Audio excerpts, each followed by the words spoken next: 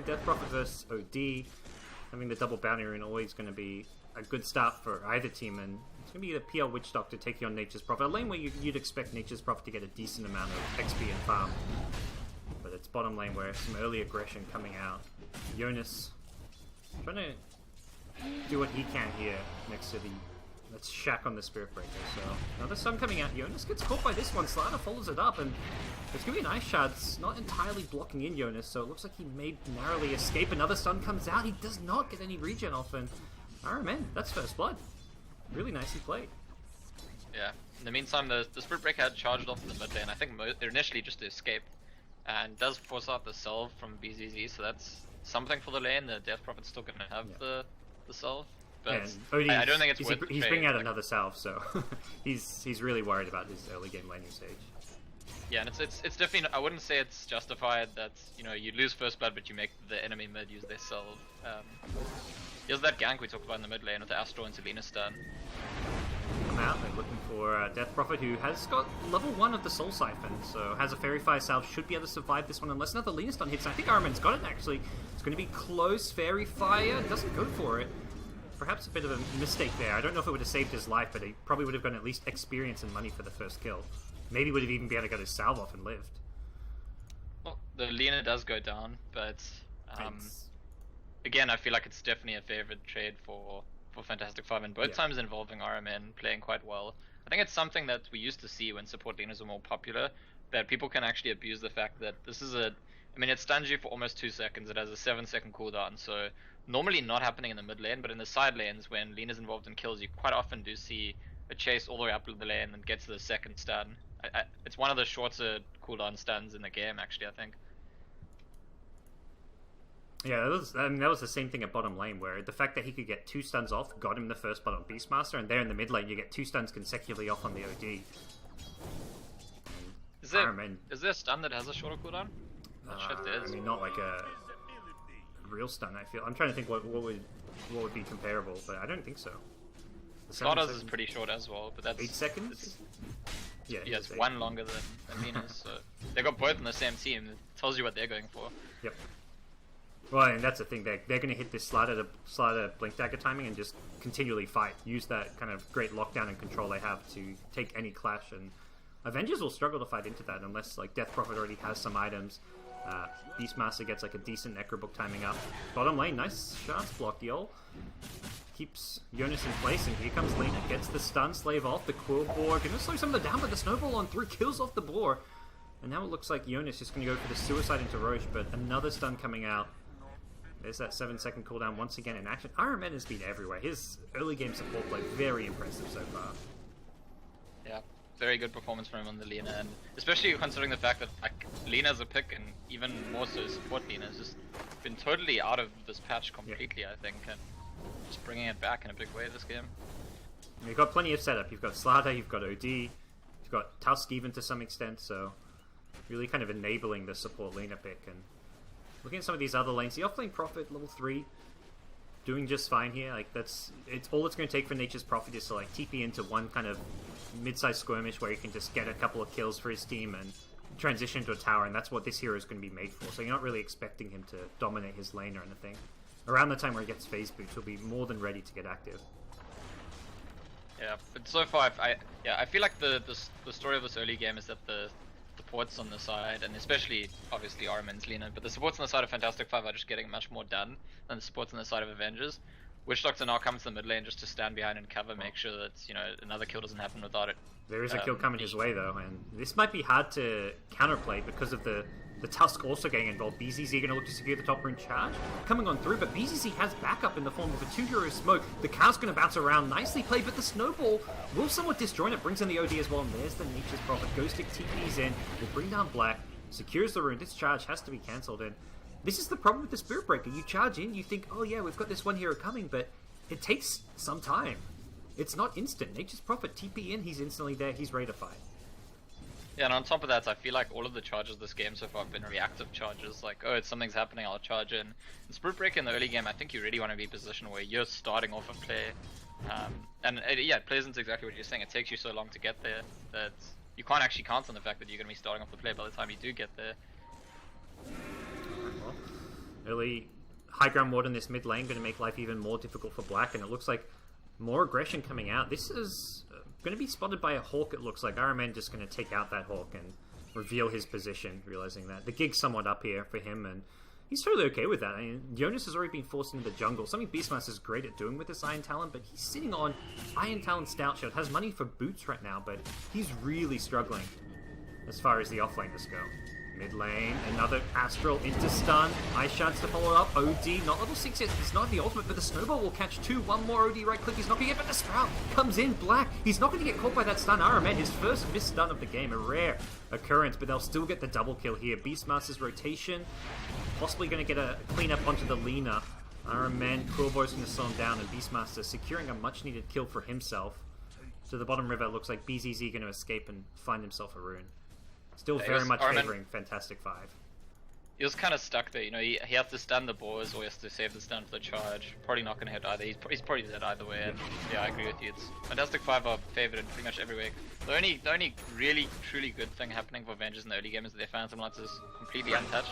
I mean, the same can be said for Slider, and yeah, PL is the carry here, but Slider comes online faster, so like, I think Avengers still have to be scared of the fact Slider's going to come up with a fast Blink Dagger and be ready to fight very early on, whereas PL, it's like, yeah, he's farming, but it's not something you can use to counterplay the aggression.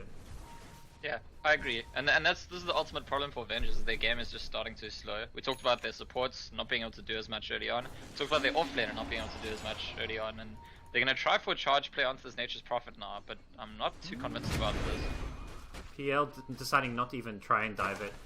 Be very deep, and that's where you've got to worry about those TPs. Here comes Lina. Oh, they're going to catch out. Yep, they will. The stun hits. Shat in a lot of trouble, sprouted up, does not have any way out of this one, and OD should be able to secure the kill for his team. Oh, nice cast. One more right click. Okay, OD says, let's just make sure we get this. Possibly not the best use of your ultimate when it's got a 160-second cooldown, but making sure they get the kill. Yeah, and I almost feel like that's a desperation charge, because that was like Nature's Prophet deep behind his tower, very difficult for Phantom Lance to help with it, and I just think Spirit Breaker is getting frustrated, sensing, you know, I'm not able to do regular Spirit Breaker things. What am I supposed to do? I need to make some players put some things together. Yeah. Rotation towards bottom, scattered out by Beastmaster, who's trying to desperately get level 6 up. Speaking of that, Death Prophet not even level 6 in the mid lane, so full level behind the OD, and we'll be hitting that soon. We'll have to see if Black goes for the Exorcism at level 6. I feel like he almost might need to go for the Exorcism just so they can try and make pressure onto towers as well as try and use it with the Roar. If you're doing well in Death Prophet, sometimes you just skip it and go for getting lots of experience might get more points in the Spirit Siphon, but I don't know if he can get away with that. We'll see in a few seconds. Looks like he's thinking about it. Not yet admitting to either. But it's, yeah, I think I agree with you. They need some way of applying pressure to the game, full stop. Like, maybe it's going to be Beastmaster's level 6 getting the Roar and they go for some smoke rotations. There was a deep chase at the top lane, but no one actually ended up dying. Yeah, Solitude was like farming behind the tier 1 tower, trying to set up with some lances for that kill, but again, the Spirit Breaker proving unsuccessful. Charge towards mid this time. Odie is just a ridiculous hero against the charge, but this time he won't get off the banish. He's going to find himself caught up by the Soul Siphon. He's going to get off the Fairy Fire here. Nature's Prophet goes through, and the Snowball catches out too. BCC's going to be just fine. Black, he's going to have to rely on the Exorcism to kind of fight and keep himself alive. It will deter any chase from Fantastic Five, and he gets one kill off of it, so a 1-for-1 trade so far. Ghost Stick, okay, gets away with the Phase Boots. So, does get a small little bounty with the Exorcism. Ultimately prevents follow-up kills from Fantastic Five, so definitely worth getting the point and using it there.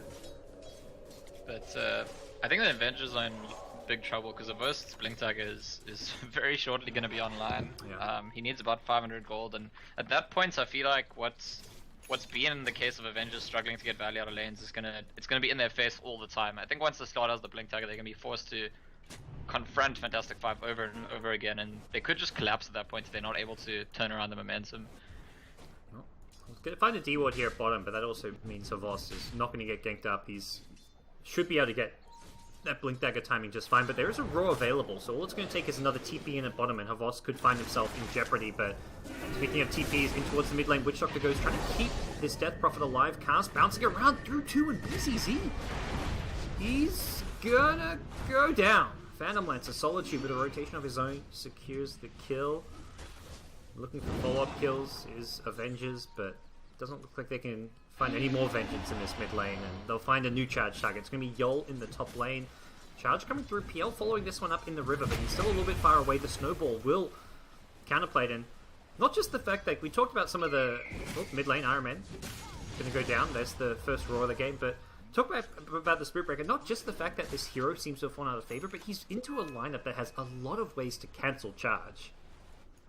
Yeah, and a lot of ways to just counter initiate. You know, Astral defensively, Tusk can put things in the snowball. Piron can TP in and Sprouts, so it's a difficult game for him. But as we see, as the Beastmaster gets level 6, things ease up a little bit for them. And I will say that if you consider the fact that BZZ is actually 3 for 1 with 2 assists, there's been a lot of kills in his team's favor in his lane. I think he's actually a little bit behind. He's probably the one hero on the side of Fantastic Five that is a bit behind. His CS is quite far behind Black's, and his net worth is also a little bit behind Black's, even though his team's been so far ahead. We'll see what he can do to catch up. It's going to be probably the form of the Slider Havos smoking up with RMN, ready to get active now that the Blink Dagger's online. And yeah, it's definitely not been the most solid game coming out from BZZ. Like having to using the OD ultimate on the Spirit Breaker, then he didn't have it for the follow-up fight where he could have killed a Death Prophet. So he's going to get charged now at mid. Slider not that close by, but a TP coming in from Tusk. Now the sprint over. Havos, Raver, Blink, Hero 2 stun.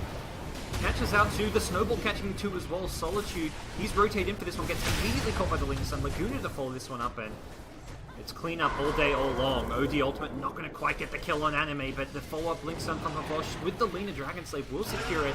Nice game. He's saying, please let me out of this one, but Jonas, he's not going to find an escape. OD gets a triple kill onto RMN, and they got 5. Havos chased down the Witch Doctor. That secured the 5th kill, and complete cleanup mid with the Blink Dagger time from the boss. I wonder what Avengers were thinking, to be honest, because, I mean, this all starts with them charging in. They TP'd one in, and they charged in, and they tried to go for a kill. And they have to know, firstly, Slider's gotta have Blink, or if they haven't seen it, he'll have it soon. They also have to know that Fantastic Five, on their agenda right now, is protecting the OD, because OD is the one hero in their team that sort of needs to get this OD farm, and maybe in some respect was struggling a bit, we were saying. So, for me, it's like the most obvious thing in the world that Fantastic Five are going to react in numbers if something happens at that mid lane, and I just feel like Avengers, to some extent, walked into it. Mid, Havos found another Blink Crush, gets the amp off, and Havos will secure the kill. Charge coming in, but this could just lead to his own death, and I don't know what Shaq's thinking. They get a sentry down, they see this Observer Ward, but they're also going to see Shaq get taken out, the Sprout going to catch up the follow-up, Boogie's getting caught, and just one by one, Avengers falling like dominoes. Is it going to be a 4th? Havos not going to get off a Blink Stun, the Boar I believe on him, keeping that Blink Dagger while it's on cooldown still from the previous Blink. All Solitude can do is offer a bit of split push. Havos has farmed a Midas. He got Blink like 2 or 3 minutes ago, less even, and TP to the top lane. Not sure this is a fight he can necessarily win, or not a kill he can get with. The Nature's Prophet ultimate's going to be close though. Solitude did not get caught by that one. Oh, that crush going to miss Havos. Bringing out some of his old plays perhaps, but he's got the amp off, and Solitude 2 points in the Doppelganger has a fairly sizable cooldown here, and he's going to get the kill, so Havos perfectly controlled in the end. May have missed a stun, but he knew what he was doing. Gets off the Midas, and we'll be back to base to heal before applying some more pressure on the map. Yeah, it's good understanding actually. Initially when he TP'd in, I was like, I'm not sure how Slaughter handles Phantom Lancer here, but all he had to do is force out the Doppelganger, recognizing it's probably not maxed out yet, it's going to have quite a long cooldown, and once the Doppelganger is used, if Phantom Lancer stays around, he's always going to die. Yeah. That's where PL's actually gone for this boot to, like, going back to that mid fight that was a team wipe. Like, PL had just picked up Boots to Travel, and one of the nice things about the Boots to Travel is that you can kind of have that Nature's Prophet effect where you TP in and just turn the scales in your favor, and as a PL you get a couple kills, you really snowball, but you're versing a team that's always going to have 4 or 5 there anywhere, and PL does not want to fight into like a 5v5 engagement. He wants to be like in the 4v3 or have the numbers advantage, but that's just not going to happen against this Fantastic Five lineup. Yeah, and I think you made a similar point earlier about the Spirit Breaker. It also doesn't really want to be charging into like the entire enemy team, and kind of being forced to do that over and over in this game. So I think we are seeing the beginning of what I was worried might happen, well, worried for Avengers anyway, that as soon as the Slaughter's Blink came online, Fantastic Five just decided, okay, well, we can just pressure them non-stop, force them to deal with us, and it doesn't look like they are ready to do that dealing yet. It doesn't look like Avengers are in any position to handle the aggression of Fantastic Five just yet, so I'm not sure what the best play is for them. Like, ideally they just want to split up Fantastic Five in some way, maybe get the occasional pick off of the smoke gang with the Roar, and just get that farm into the Phantom Lancer, but I still feel like that asks for quite a lot. Yeah, because you can't just avoid, say, okay, they're stronger in like team fight scenarios, they have all their items, they've hit their timing. You can't just say avoid fights, because you're going to get picked off. There's a Slider with a Blink Crush, there's a Nature's Prophet you can TP anywhere. So you've almost got to be aggressive, even though you're in a like aggressive 5v5 scenario, you're going to struggle. They tried to smoke in, they nearly caught a Vost, but the Witch Doctor broke the smoke, and actually, as the Vost blinks away, now there's the counter smoke coming from the other direction. Yeah, I believe that may have been spotted by the ward they planted too. I'm not entirely sure on that, but they're appearing to retreat down this bottom lane. Yeah, he throws off a Iron Talon immediately already on the back foot, and doesn't look like Fantastic Five are going to get kills off of this, but Vost is okay, still sprinting forward. They're going to run to black. Yeah, that's actually a big kill if they can get it. Oh, pings it out, blink. Amp damage off of Voss. Not gonna. Okay, nice silence there coming out from Black, but I don't think it's gonna save his life. Nope, not when he gets sprouted here. Cast not gonna bounce around. Voss has gone in very deep. I feel like I've seen that one before, but it's done it with good reason, and it's already been 3 kills in Fantastic Five's favor. Nice defensive Astral coming out, and the charge will hit as it ends. The Nether Strike gets dealt with by the Lina stun, and it's good game. 15 minutes in. Nothing Avengers can do. They tap out, and I don't really blame them at this point. They're not gonna. There's no real good comeback for them, and they just decide to go game 2. It's an interesting thing because for me, I think if you look at the draft, it's not that obvious that what's going to happen in this game is that Fantastic Five have a lot of plays they can make with their supports and their offlane early on. Avengers don't have any. It's more like once we see the way Fantastic Five wanted to play, it's how they're going to use their Lina very proactively early on from level 1, involved in all these kills. All of a sudden, it becomes clearer and clearer that I do think there is a bit of an outdraft with Fantastic Five playing the way that they did. Like, it's difficult for the heroes that Avengers have for them to be as involved in the game early on, and it just feels like the game, got ran away with before they could even participate. Yeah. If anything, the outdraft feels more because of like some of these individual heroes. It's less about like how the draft comes together for Avengers, but more like some individual heroes like Spirit Breaker just not really being all that viable. Like, they're very situational nowadays, and like this Spirit Breaker was almost like a negative impact on the team with what he brought to the table in some of these fights.